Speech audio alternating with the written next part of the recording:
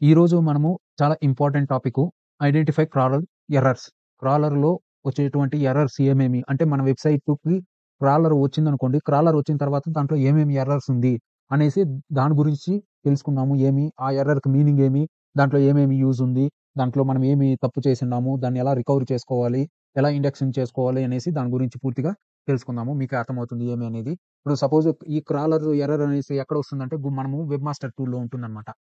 అర్థమవుతుందా? ఏమేం ప్రాబ్లమ్స్ ఉన్నాయి ఏమి అనేసి. సో, ఇప్పుడు గూగుల్ అనుకోండి. Google search console. బింగ్ అయితే Bing web master tools. Yandex అయితే యాండెక్స్ వెబ్ మాస్టర్ టూలు. అలా సెపరేట్‌గా వెబ్ మాస్టర్ టూల్స్ ఉంటాయన్నమాట. అక్కడ మనకు ఈ క్రాలర్ ఎర్రర్స్ అనేది మనకేమవుతుంది తెలుస్తుంది. ఇప్పుడు దీంట్లో క్రాలర్ మామూలుగా ఎర్రర్స్ ఏమేమి ఉంటాయి? ఏమి అనేది దాని గురించి ఒకసారి చూద్దామా? అంటే ఈ ఎర్రర్ వచ్చిన తర్వాత దీంట్లో ఏం ప్రాబ్లమ్ ఉంది? దీన్ని ఎలా ఫిక్స్ చేయాలి అనేసి దాని గురించి చెప్తాననమాట. ఇప్పుడు నేనిక్కడ సెర్చ్ కన్సోల్ ఓపెన్ చేశాను నా వెబ్‌సైట్‌కి. సో, ఇక్కడ సెర్చ్ కన్సోల్ ఓపెన్ చేసిన తర్వాత ఇక్కడ చూడండి. చూద్దాము ఏమేమి ఎర్రర్స్ అనేసి. ఇప్పుడు ఇక్కడ ఫస్ట్ ఎర్రర్ ఏమొచ్చింది? Crawled currently not indexed. ఇక్కడ చూడండి. ఇదేమవుతుంది?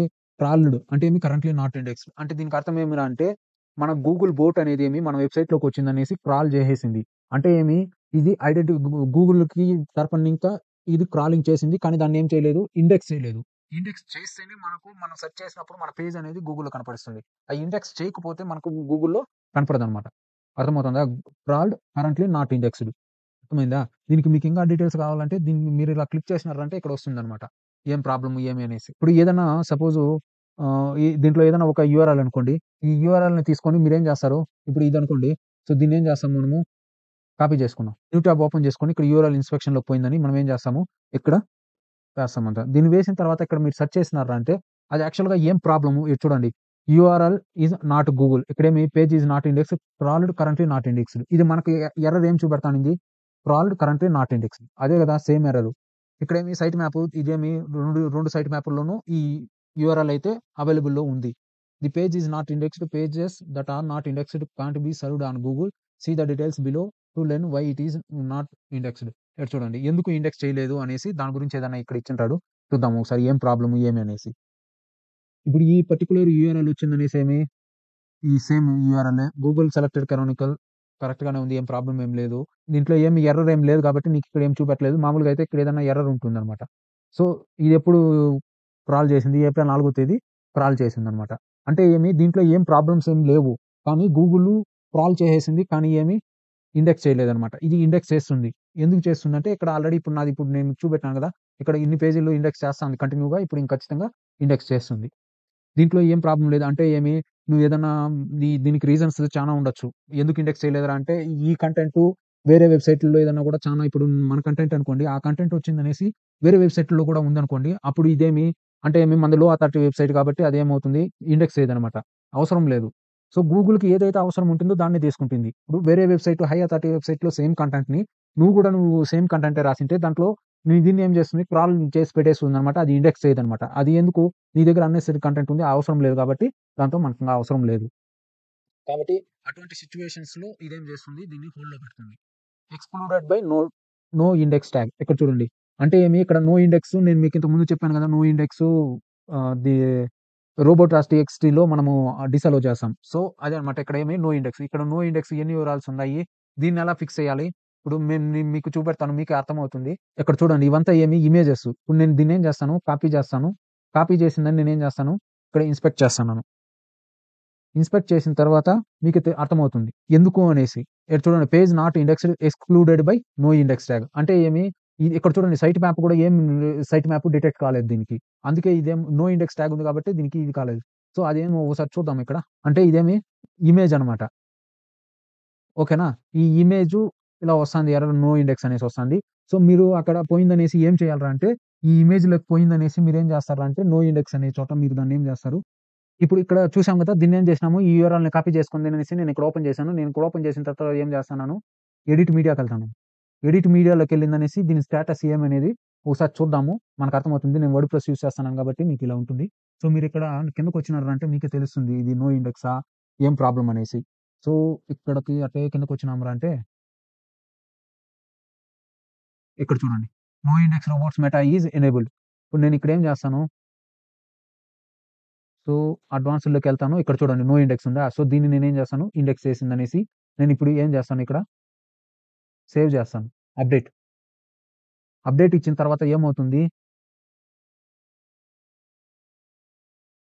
ఇది అప్డేట్ అయిపోయింది కదా! ఇప్పుడు మీకు ఇక్కడ సేమ్ యూఆర్ఎల్‌ని మనం ఏం చేస్తున్నాము, మళ్ళీ నేను చెక్ చేస్తాననమాట. ఇన్స్పెక్ట్ చేసిన తర్వాత టెస్ట్ లైవ్ యూఆర్ఎల్ చేస్తాను.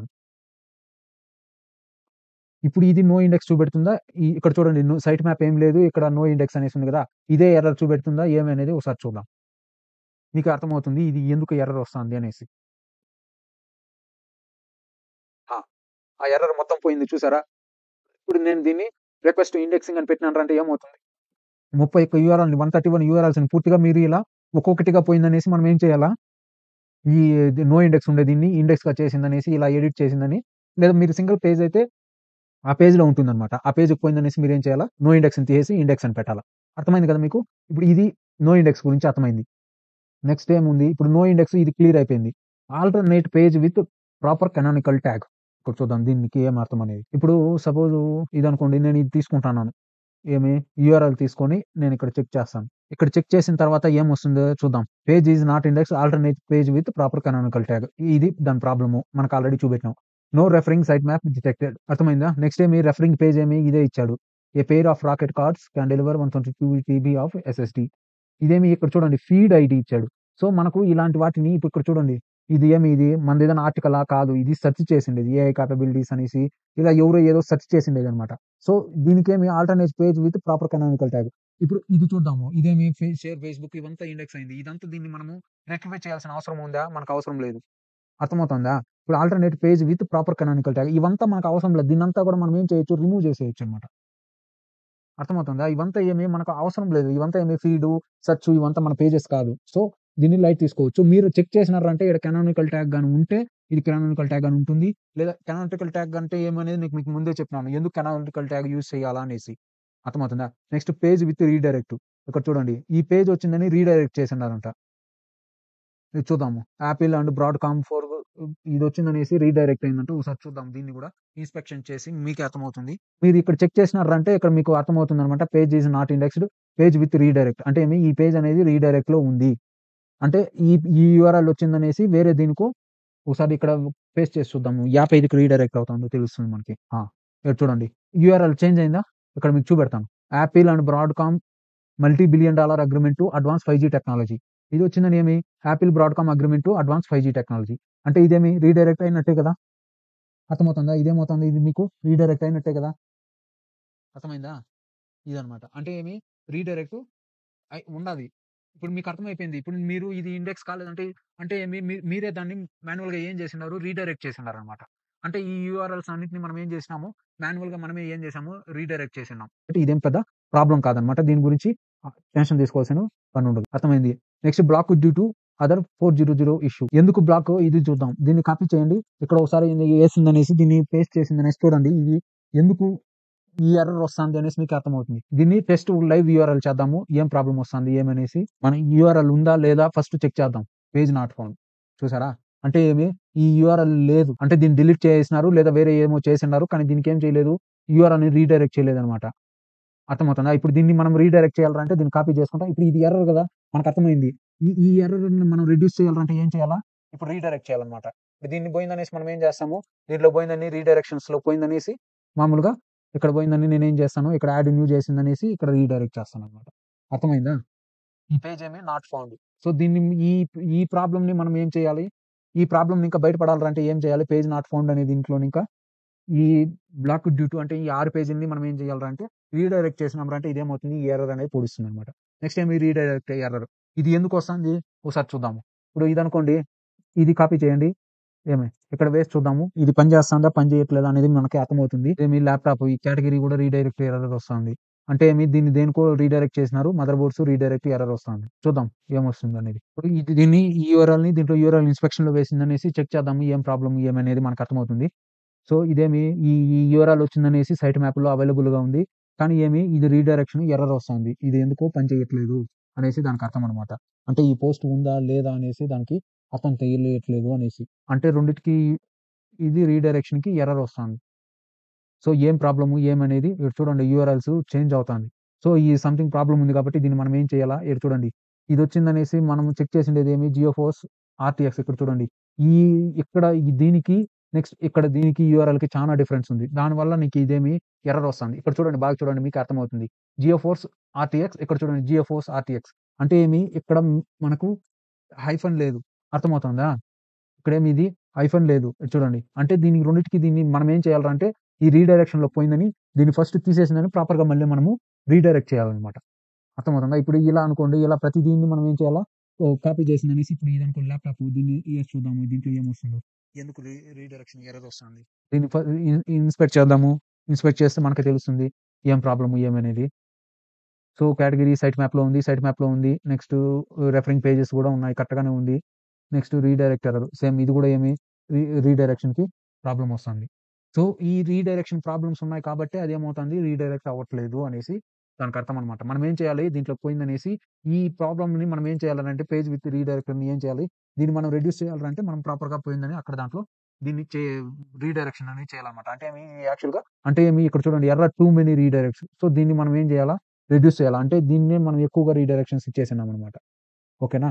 దాన్ని చూసిందని మనం ఏం చేయాలా? రెడ్యూస్ చేయాలన్నమాట. నెక్స్ట్ ఏమి సాఫ్ట్ 404 ఎర్రర్. ఈ సెర్చ్ టర్మ్ ఇదంతా మనకు అవసరం లేదు. ఈ సాఫ్ట్ 404 సో, ఇక్కడ మీరు చూస్తేనే యూఆర్ఎల్ చూస్తేనే ఇది మన వెబ్‌సైట్ ఇదా కాదా దీనికి ఏం చేయాలని చూడాలా. ఇప్పుడు ఇది సెర్చ్ టర్మ్ ఉంది. ఇది మనకు అవసరం లేదు. దీన్ని మనం చేయాల్సిన పనిలే. నెక్స్ట్ ఏమి డూప్లికేట్ గూగుల్ చూస్ డిఫరెంట్ కానానికల్ దాన్ యూజర్. ఇక్కడ చూడండి. ఇక్కడేమి డూప్లికేట్ కంటెంట్ ఇక్కడ ఏమవుతుంది కానానికల్ దాన్ యూజర్. అంటే యూజర్ చేసిందే కాకుండా గూగుల్ సెలెక్ట్ చేసుకునింది.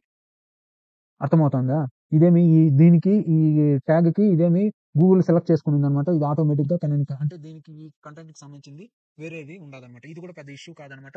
దీన్ని మీరు వదిలేయొచ్చు. ఏం పెద్ద ప్రాబ్లమ్ కాదు. అర్థమవుతుందా? డూప్లికేట్ చూస్ డిఫరెంట్ కానానికల్ దాన్ యూజర్. మీరు ఇలా క్లిక్ చేసిందని దాన్ని చెక్ చేసిన తర్వాత మీకేమవుతుంది అర్థమవుతుందనమాట. అది ఏం ప్రాబ్లము ఏమి అనేసి. ఓకేనా? Duplicate without user selected canonical. ఏమి ఇక్కడ ప్రాపర్ కానానికల్ ట్యాగ్ యూజ్ చేసినాము.